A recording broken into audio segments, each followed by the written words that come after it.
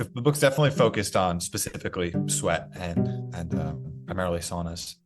Like nothing's in a silo, right? If you're eating McDonald's 3 times a day, and but even then, if you start using a sauna, you're gonna feel better. And what's cool is it's almost like a kickstart. It's not telling someone, "Hey, go to the gym 5 times a week." You're saying, "Hey, go sit down, maybe watch a movie through the screen, and sweat 3 times a week."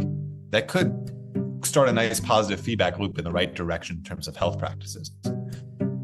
A lot of people report, myself included, let's say you get off track health-wise and are eating less healthy, that using the sauna, you almost feel pulled back towards like a healthier lifestyle in other areas. So it does kind of bleed into other things. But ultimately, if you're serious about your health, you do go down the other rabbit holes. You go down the using shower filters, drinking glass bottled spring water. You clean up your diet. You test different diets that might work for you. You exercise. I do think this is the lowest hanging fruit that's been overlooked and sort of the most easiest to implement, to be honest, and most impactful. So it's this, it's the 80-20 rule on steroids in terms of like health practices. Everyone, welcome back to Living the Next Chapter. I have another great author on with me today. It's my first recording of the new year, which is great. I love this. So we're starting off with a bang in 2024, and it's going to get a little hot and sweaty here for a reason, because our author today's written a great book that's going to help you with your health journey. And he's come up with some really interesting things that have helped him personally and are going to help you as well. So really excited to have Justin on the podcast. Justin, welcome to Living the Next Chapter. Thank you for having me. This is great. We chatted a little bit before we hit record. Can you tell everybody where you are in this big world of ours? I'm in New York City. I love New York. I've been there multiple times. Friends lived in Bushwick and around there. So I've been there walking the streets of New York. It's beautiful. It's like a movie set every day. I love it. Justin, tell us a little bit about your author journey. How did it start for you? How did you become an author? Did you wake up one day and go, you know what, I got a few minutes, I'm going to write a book? Is that kind of how it all started for you? I not at all. Okay. I had a I had a health problem in my early 20s that led me to trying to find solutions. And essentially the solutions that I found are kind of the content from my book. I've been mulling over the idea of writing a book about that idea because I just didn't see it out there. And so it really came from a sense of I would have regretted not writing it and sharing this information with people. And so I said, damn, I really don't want to write this book, but I feel like I need to. So I gave myself 6. I had all the content in my head, all the kind of components, but the writing process was I gave myself 6 months to write it. And so it was about 2 to 3 hours most mornings of just attacking it and putting it together, interviewing people, writing sessions, all those kinds of things to put this information together. So that was in, I think, May or June of last year. I decided to actually commit to doing it versus other projects I was considering. And then I released it on November 15th. Any other writing in your past before writing the book? Songwriting, but not book writing. So okay. It was definitely a new experience. A lot of reading other nonfiction book to get a sense. I was always a big reader. I loved reading books, particularly nonfiction, but I never read it through the lens of how is this constructed? How do they think about putting this together? And so I needed to kind of get in that mindset of kind of reverse engineering how nonfiction books are written to then go do it. So it was an interesting, arduous process, but worth it in the end. Amazing. And we chatted too that you have a marketing background, which we're going to kind of leverage a little bit of that in our conversation today for authors that are listening.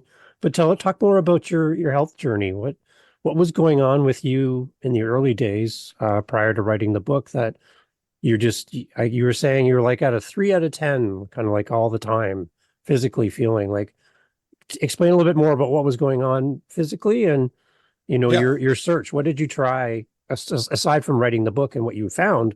Did you try other things to try to find a remedy? I tried everything. So, I would say starting around like 13, 14 is when it slowly just got worse. And I think a lot of it was diet related. A lot of it was environmental, which I get into in the book. But what really happened was just slowly over time, it just felt like, my energy levels went down. My mood got crazy, chronic fatigue, brain fog, racing thoughts, anxiety, all these, this is just horrible of things. And didn't have a clear reason why. And was totally not in the health space. I mean, my diet was, you know, as bad as it could be, really. Yeah. And it kind of hit a wall after college where I said, all right, if I don't solve this, this is going to be a problem for the rest of my life. So I became obsessed with figuring it out. That involved Western doctors, Eastern doctors, every modality under the sun, really. Talking to people, reading, speaking with experts, trying to figure it out. Nothing really helped. And ultimately, I stumbled into a sauna based on a recommendation and felt better after that sauna session than anything else. And I didn't understand why. And so I kept doing sauna, and sauna helped. And I learned over time why it was helping and like the science behind it, which is a big part of the book. But essentially, I kept doing sauna and went from feeling, my lowest to kind of back to normal to then better than I've ever felt. And I found out that that experience wasn't unique to me. And I found out the reasoning afterwards, which I think is important because I didn't go in with some placebo of this is going to help me for XYZ reason. It helped. And then I learned why it helped. So, and it made total sense. And so this book was kind of the culmination of understanding those pieces and wanted to share that with people so they can save themselves, whether you're feeling terrible or you're feeling just average, or, there's another level, or you feel like there's kind of like a grayness in your life. Save you the headache that I went through of years of searching, and just kind of shorten your trip to getting to the result you want with the ideas in this book, which I think are, personally, I think it's the most overlooked important ideas in health. And that's why I'm so passionate about spreading the mission of it.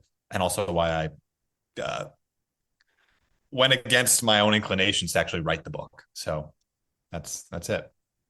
And you were saying that there's noticeable differences now that your sauna is part of your life, and that 3 out of 10 rating you would have gave yourself prior to your journey is now a lot different. So how is life now that sauna and all this stuff that you're working on now, how is that different for you? How are you feeling today? Yeah, I mean, I think part of the issue with health recommendations and things like that is our internal experience is so subjective that it's hard to know what it's like to be in your body and what it is like to feel like you on a day-to-day basis. For me, it was like almost, I liken it to like if I had sunglasses on at all times and then I got to take my sunglasses off.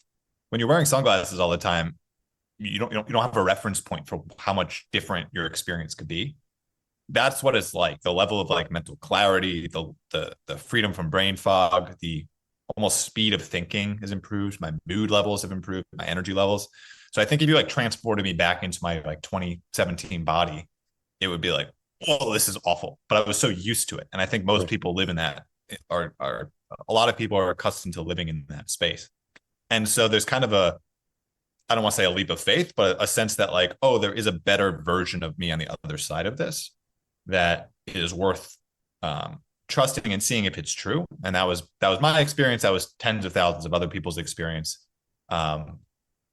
And so, yeah, it's just completely transformative. And when those things change, everything you show up to in life changes. Your entire interaction with life shifts because your center is different. So for the readers that are going to grab a copy of Sweat, your new book, is there anything around duration and frequency of sauna that you would say to somebody new reading the book and now maybe following your journey and your path for themselves? Is there anything around duration and frequency starting out in sauna? Yeah, I mean, the first part of the book is about the history of sweat. So showing that trying to change the perception around the word, essentially. It's kind of a gross word. But cultures around the world for centuries have used sweat lodges, saunas, from Russian banyas to the Turkish to Peruvians to the Native Americans.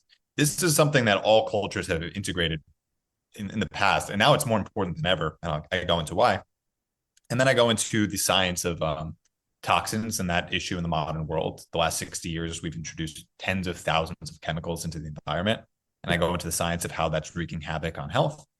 So then you get to that point, you're like, oh, there's a problem. Then you get to the science of sweat and detoxification, how sweat is actually the best way to get these substances out of our body. Skin is the largest detoxification organ. Then we go into the ways to sweat. So sauna is one of those ways. It's absolutely the best way. It's not the only way. And Yeah. I go into the types of saunas, the best ways to sauna, how to find a sauna, and then also like what a sauna session should look like as well. Do you cover any misconceptions about sauna that maybe you wanted to give some clarity to as well? For one, steam rooms. Don't use a steam room. I advise against that for a couple of reasons. One is it's a breeding ground for mold. Mold thrives in moist, dark places, and that's what a steam room is. And then you're also breathing in the water vapors, which typically is tap water and contaminated. So steer towards dry and infrared saunas. That's a big misconception. Um, that's kind of the big one. I think big misconception is, oh, the skin's not a detoxific, like the liver is for detoxification. But I go into the studies that show that a lot of these substances are preferentially excreted through sweat, actually. And so they've literally scraped, 20 participants for the sweat and test it in a lab and show that it comes out in the sweat. So then how often would we, as a new person following the journey of sweat, how Mm-hmm. often should we be looking into jumping into a sauna? And like, is that something weekly, daily? How often should we be Yeah. doing this? Yeah, kind of the prevailing idea is to get into a sauna and sweat profusely for 20 minutes at a minimum, say 3 to 4 times a week is a Okay. good recommendation. The I think that's important. I think the most important thing is buying into why. Why should you take the time to do that? And fortunately, the feedback from the book has been everyone's bought in by the end, which was my goal. Like I want to take you through that thought process of why this is so overlooked and important and get you to the point where you say, I'm in. I understand the why. Now I'm just looking for the how. And so yeah, that's kind of the minimum dose recommendation. Okay. And then maybe let's touch on a little bit of the how. Mm-hmm. That's important as well. I know you're going to Sure. cover that in the book, but for those listening, interested in what we're talking about, talk a little bit about the how. What do we do? Yeah, so you buy into that it's important, and then you go, okay, how can I introduce specifically sauna, right? I do talk on hot yoga a little bit, on running. Even I have friends who play tennis in the Florida heat and they sweat heavily. So there are options, but sauna is just the easiest, most effective way to do this. So two options, public or private. So you're either buying a sauna, which I talk about the pros and cons of. For your home or apartment. I think I'm one of the few people in New York City who took the time to like figure out what sauna to put in my apartment and actually prioritized it. So I did do that, and I talk about that in the book. And found a good company for that.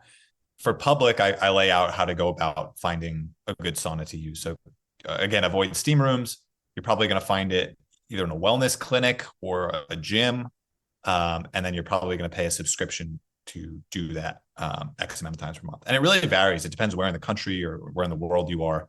New York City's crazy for prices, which is why financially it actually makes sense to buy a sauna compared to pay $500 a month for access to unlimited sauna sessions. Nice.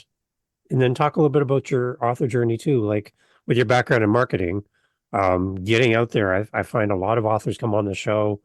They write the book, they think they're done, they get to the finish line of writing the book, and then they realize that's the starting line of marketing. And they're like, Mm-hmm. oh my gosh, like I feel like I'm so alone as an author. I've had so much help writing the book. Now I'm on my own to get out there and talk about it. From your marketing background, I think this would really help an author listening. Any steps, anything to keep in mind around marketing your book as a new author? Yeah, I mean, I think I had released an album, so I felt the pain of putting yourself into a work and then putting it out and the void. Yeah. I think the most important thing is, do you believe that you have something truly valuable that if enough people read it, word of mouth would spread the book, which is, I feel like I checked that box. And so I was happy with that. In terms of the actual marketing efforts, I was lucky to connect with a couple other self-published authors who had success and pick their brains about what worked. And so kind of laying out the options, like what do we have at our disposal? We have paid ads, we have podcasting, we have organic content, we have social media platforms we could post on regularly, we have PR, looking at those options and then kind of weighing where my time is best spent. And so for me, my background is in a lot of paid ads. So I worked with a lot of e-commerce companies running paid ads. So I understand all the platforms. And Amazon ads was a place I've tested and was hoping to scale. And I'm still working on that. But which is interesting with Amazon ads compared to other platforms is most other platforms, if you say, I'll give you $1 million to spend, they'll figure out a way to spend it on the platform. Amazon ads, there's limited inventory. So it's actually hard to get them to spend your money, even if you want them to. So figuring that game out has been interesting. Podcasting, I learned, just over the last couple of weeks that I enjoy having conversations about the book. It plays to my natural inclinations. And so it didn't feel like pushing a rock up a hill. It felt like something I'd enjoy, connecting with people, sharing my message. So I've added that to my marketing kind of buckets. And then I've been testing specifically TikTok, just because there's so much reach and I can share the book on TikTok Shop, which is a new thing. So those are kind of my 3 current strategies, but it's certainly overwhelming. And there's definitely a tendency towards paralysis analysis of what do I do? How do I do it? I took a couple courses that were recommended to me for authors. I reached out to other authors and I just kind of set realistic goals and kept some momentum up every single day. I think it's the most important thing.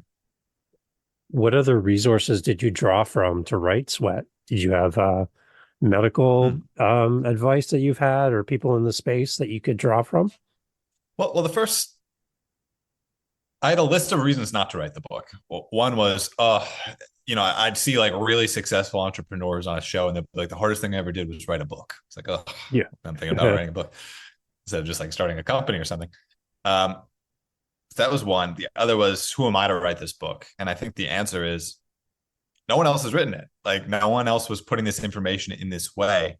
And one of the disheartening things that happens when you have health issues is you realize that the professionals know a lot, but they don't know everything. And you can, go to like you could become a world-class surgeon and still know nothing about saunas. Like you can, people spend their entire careers researching a single, vitamin D for 30 years. Like it's humbling how much complexity there is to these things. And so I felt that I could be more of like a reporter than have, say, like a medical background. In the same way, James Nestor wrote a book called Breath. I'm not sure if you're familiar, which was a best-selling health book. And I said, all right, I want to do for Sweat what he did for Breath. He was just a journalist. He interviewed the experts. He put the information together. So I interviewed toxicology experts like Harold Zeliger. I interviewed sauna experts, sauna company founders, 9/11 survivors as part of the book because there was a sauna protocol for them, which we can talk about if you'd like. Yeah. And MDs, I interviewed probably 15 to 20 different people for the book, as well as, in-depth PubMed research and reading other books in the space and putting that information together. Amazing. Well, let's talk a little bit more about the connection with the 9/11 survivors as well. That's something that's very meaningful for me personally. So I'd love to hear that. Sure. Yeah. So with 9/11, if you want to look for an extreme example of toxins, that's a pretty good place to look. So, there were just smoke was in the air, buildings, materials, carcinogens, people were breathing these things in their lungs. Thousands of people were affected. And a lot of these people couldn't go to work. Tremors, brain fog, ultimately down the line, cancers, Alzheimer's, like these toxins just affected everything and really just took people out of life for a long time. And so both the government, nonprofits were looking for solutions to help these people. Nothing was working. Essentially, nothing was really giving true solutions. And they put together a niacin sauna clinic, which essentially is using sauna and it's a vitamin B called niacin that actually does something called lipolysis, which essentially allows the fat cells to release the toxins they've stored. A lot of chemicals are lipophilic, meaning they store in their fat loving, so they store in the fat cells. and they could be there for 30 years and just slowly drip out and cause problems over your lifetime. And so niacin will open the fat cells to release it into the bloodstream, and then you could time that with the sauna to sweat it out. So it's this miraculous protocol.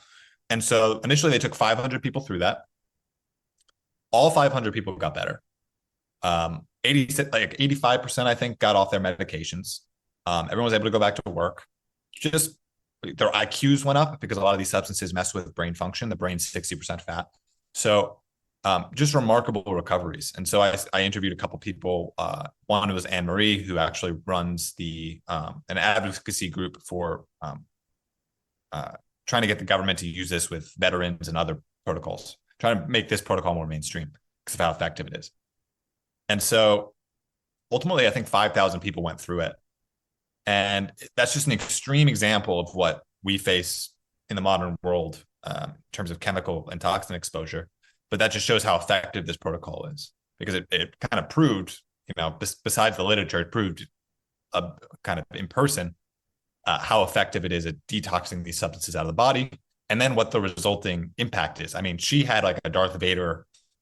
Her daughter wouldn't let her drop her off at school because she sounded like Darth Vader and it was scaring kids because of her lung issues. Yeah. And then she went back to Congress, I think, after she went through the protocol, and they said they didn't believe it was her because of how her before and after, like visually, even in her face, her puffiness and everything. And so I go into, that's kind of the final chapter of the book, is the niacin sauna protocol, which I don't recommend people do on their own. If they're looking for, it does require some oversight and understanding of the nuances, but it is something I'm really passionate about, because I think you kind of come to the conclusion that everyone on the planet should go through this protocol because of how impactful it is. Yeah, I know that's one thing I struggle with, is I have asthma and had it since I was a child, and breathing. And sometimes for me, if I am in a sauna, I can feel the difference. Like just the environment makes me breathe differently. So that's one thing that I noticed whenever I've done a sauna. I guess the big thing as I kind of look at this is I'm wondering if there's any other companion things that go along with regular sauna practices that would make it even more beneficial. Like I'm thinking diet, I'm thinking about rest. Is there anything else that kind of is like a partner to sauna that makes our life even better that you might cover in the book? Not covered in the book. The book's definitely focused on specifically sweat and primarily saunas. There's definitely, like, nothing's in a silo, right? If you're eating McDonald's 3 times a day, but even then, if you start using a sauna, you're going to feel better. And what's cool is it's almost like a kickstart. It's not telling someone, hey, go to the gym 5 times a week. You're saying, hey, go sit down. Maybe you'll watch a movie through the screen and sweat 3 times a week. That could start a nice positive feedback loop in the right direction in terms of health practices. A lot of people report, myself included, let's say you get off track health-wise and are eating less healthy, that using the sauna, you almost feel pulled back towards like a healthier lifestyle in other areas. So it does kind of bleed into other things. But ultimately, if you're serious about your health, you do go down the other rabbit holes. You go down the using shower filters, drinking glass bottled spring water. You clean up your diet. You test different diets that might work for you. You exercise. I do think this is the lowest hanging fruit that's been overlooked and sort of the most easiest to implement, to be honest, and most impactful. So it's this, it's the 80-20 rule on steroids in terms of like health practices. Nice. I'm just kind of looking as we chat too on your Amazon page. I'm reading some pretty amazing reviews in the book. What does it mean for you as an author to see and interact with these responses from readers to your book? It's been great. I mean, I've gotten messages from people. A lot of times I'll get a message, hey, I found a sauna in my town. I'm using it. Here's what I've noticed. I have a friend whose eczema completely cleared up and their inflammation has gone down. I mean, it's been pretty remarkable. And I'm just looking to spread it to more people, because I think I hope in 10 years or so, becomes almost, of course I go to the sauna 3 or 4 times a week. It's like, why would I, like, the same way we're recommended to go to the gym 3 or 4 times a week, the sauna should be in the same level of conversation. I want people to understand why. So Nice. Yeah, like I'm just reading through some of the reviews. mm, Jason, he's in the US. He gave you a 5-star review, of course, which is great. Great to the point. He says, a book that changed the way I think about health. The information is explained in a way that's so interesting, such an easy read, and easy to implement that I have already made positive, beneficial changes in my life. If you're looking for a book that doesn't spout the same information you've heard over and over again and would like to be the best you, look no further. So that was Jason. Like, there's so many great reviews from your readers, which I love to see. And I think that's one thing I would encourage listeners as you buy books from great authors to leave detailed reviews like that. Instead of get away from great book, great author. What is that? Like, give me some information about what you found in the book that steers me towards this would be a great purchase or a great gift for someone that would be interested in the topic. So that's my yeah, encouragement to a reader. Those reviews really do matter to authors and to fellow readers. So please, when you buy a book, like Justin book, make sure you leave a great review. That's really important. agreed. Thank you. Yeah, and I think in that review, the easy to read thing, Yeah. as I feel like I'm like the bridge between sort of the expert's knowledge and the consumer in the book. And as I'm learning, I'm kind of getting pulled more towards the expert level. So while I wrote it, I feel like it is easy to read because I'm kind of making it consumable, even if you don't have a medical background. So instead of a study on xenobiotics poisoning your mitochondrial function, I say What? toxins are messing with your energy levels. So like Smart. these different kind of levels of communicating was interesting, but it's definitely readable. You don't need a medical background, and definitely I want it to be really actionable and just it's under 130 pages, so Yeah. there's no bloat. It's just straight to the point and just packed with all the insights I wanted to get across. Yeah. And maybe just one more before we jump off here in Yeah. a moment. But from Rachel, she also 5 stars. She says, I absolutely love this book and I couldn't agree more. I have had a long time love for saunas and sweating it out.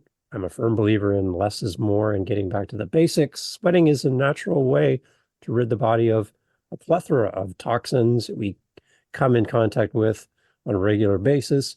In this great read for anyone looking for information in detoxification and wanting to do it the more natural way, I know I can't wait to start cleansing myself of toxins and getting back a little pep in my step. So that's Rachel, which is great. Thank you, Rachel. Yeah, it's nice to hear these reviews. So that's why I love adding these here into our conversation, because these are real people who are finding value in your book, Justin. And I always want to celebrate that and encourage more of it, because I think it'll help you as far as part of your marketing plan to sell more books. Obviously, that's important, but to get the word out and have people who have actually found value in your writings to encourage more Definitely. people to follow the path. So yeah, I think that's another part of that marketing arm that we can really encourage is getting Yep. that kind of review and feedback. 100%. Excellent. So, okay, I know the book is just newly released, but I got to ask, the name of my podcast is Living the Next Chapter, and it's all about what's coming next. What are you working on now? And, you're promoting the book, you're out there talking about it. What's coming up in your next chapter, Justin, that you're excited about? Yeah, I mean, my first goal was just blinders on, get the book out, and then promote it as well as I can. So I think I'm still in that promotion phase. Good. Um, what I want on the back of this, it's been really cool to see opportunities kind of come my way in terms of people interested in starting supplement businesses or sauna businesses or niacin sauna clinics. And so I think for now, it's really just pushing this. I think this is the best use of my time in terms of like mission and getting this into as many hands as possible. And then I'll kind of pick my head up, I think, maybe in the next quarter about if I want to let the book kind of go and naturally spread or double down and really focus on that. Nice. I love it. Okay, so I have one more question for you here at the end, Justin, I'm Yeah. going to close off with. But before we do that, and I do this on purpose because I want people to listen to that last question and I want them to hear where they can connect with you. So as far as social media, website, we know the book's on Amazon, but where can we find the book? And where do we get in touch with you? I'm sure there's going to be curiosity and maybe somebody looking for a next speaker to come and maybe play the piano and talk about sweat, or, hey, that could happen. But somebody wants to reach out to you and connect after this interview and after a podcast. Where do they go, and where are you most active on social? Yeah, I mean, feel free to shoot me an email. I love talking to people. Justin@sweatthebook.com. My Twitter is probably the best place. Twitter, my handle is Hey Justin Glaser, Glaser. And those are probably the two best places. My book is, I'd suggest getting it on Amazon. It's a Kindle, paperback, hardcover, audiobook coming soon. It's also on TikTok Shop, but you're probably not going to get it there. But yeah, just feel free to reach out. I like talking to people. Amazing. Okay, so what is the last question here for you, Justin? What was one of the bonuses or benefits of sauna that you experienced that you didn't anticipate during your journey, and you were shocked and surprised and delighted that this other kind of side benefit or bonus happened for you that, just kind of caught you off guard, you weren't prepared for? Anything surprise you about this journey? Yeah, I've done like private saunas, so I have my own sauna, but then also public saunas. So I've been in dry saunas in other places, and I've had some really interesting conversations in saunas. And when you're in a public sauna, it's kind of like if you start talking, you're kind of stuck there with someone. So it's kind of it's a decision to make. Yeah. But I've had a few really interesting. I mean, I made a friend who I've still talked to in a sauna in Miami, but he also lived here, and we ended up like traveling in Mexico for a little bit. I met a guy. I was in my friend's building, and I met a guy who he was the top criminal lawyer in Canada, and he just talked my ear off about murder cases and all this fascinating stuff. I met the founder of a really interesting health company in the sauna. There's something about, and I think other cultures have tapped into this, is there's something about group sauna sessions that are really powerful. There's like a sense of shared going through something together, even if it's just as simple as sitting and being willing to sweat. That's bonding in a weird way. It's communal. It's only a few people in there. It might even be only two people in there. So I think there's really something to the group sauna thing that particularly the US hasn't caught on to. I had a German guy reach out to me fanatically, like on the call. You could tell I like when people are fanatical about something because it means they're onto something, I think. So he was obsessed with in Germany something called Aufguss, which is you have a sauna meister, so someone is in the room with a towel, and there's let's say 8 to 20 other people in the big sauna, and the sauna meister is trained to push the hot air around, and the hot air hits you. And apparently, I haven't done it, but apparently it's an incredibly, I don't want to say spiritual, but like a very impactful experience that also brings the group together, but is also just this unique thing. And he was trying to bring that to Minnesota. So I think that's the biggest shock, has been sort of this communal aspect of sauna that I was not anticipating. It's amazing. And that kind of goes back to your comment earlier about how historically it has been a communal practice to do that in groups and not just solo. So there's something there, like to bring us back to that social element and interact with people you would not normally meet otherwise. I think so. I mean, I was talking to someone who runs a divorced men's podcast, and we kind of touched on this. And I think it makes sense. It's like there's this bonding thing, this communal thing, there's this trust thing. There's something there. It seems like, or ancient cultures understood that. Amazing. See, there we go. So that's something we've all learned right there. Justin, I love having you on the podcast. Thank you for making time to do this. And congratulations on the book. It's exciting to think about all the authors who are starting a book or maybe have given up on their dream of writing a book, and you've pushed through, you sweat through, and you made it. You got the book, and now we're here to promote and celebrate the launch of your book. So thank you for making time to do this, Justin. I really appreciate it. Thank you. I enjoyed it. Excellent. Everyone, all the information's in the show notes. Please go and support Justin. Go follow him on Twitter, X, or Twix, whatever we're calling. And there it is right behind us. And go grab a copy of the book. And please, when you do, leave an amazing review for our authors and let them know what you loved about the book, just like the reviews we heard earlier. So, Justin, again, thank you so much. Thank you, David.